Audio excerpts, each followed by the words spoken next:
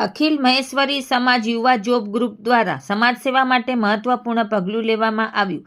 મહેશ્વરીનગર ગાંધીધામ ખાતે આવેલી પંચાયતી પ્રાથમિક કુમાર અને કન્યા શાળામાં જરૂરતમંદ તમામ બાળકો માટે 650થી વધુ નોટબુકનું વિતરણ નરેશભાઈ ધોરિયાના અધ્યક્ષસ્થાને કરવામાં આવ્યું. બાળકો માટે 150 બિસ્કિટ અને 150 ચોકલેટ અમીબેન દિનેશ મહેશ્વરી ચંદે પરિવાર તરફથી વિતરણ કરવામાં આવી. આ કાર્યક્રમમાં મુખ્ય મહેમાન તરીકે કિશોરભાઈ દુઆ, ગુજરાત પ્રદેશ મહેશ્વરી યુવા સંગઠનના પ્રમુખ દીપેનભાઈ જોડ, નાયબ કાર્યપાલક ઇજનેર ડોક્ટર કે.એસ. સિંઘવ સાહેબ, પ્રમુખ શ્રી સપનાનગર મહેશ્વરી સમાજ અને સમાજસેવી પ્રાણી સેવા આપતા અમીબેન મહેશ્વરી જોડાયા હતા.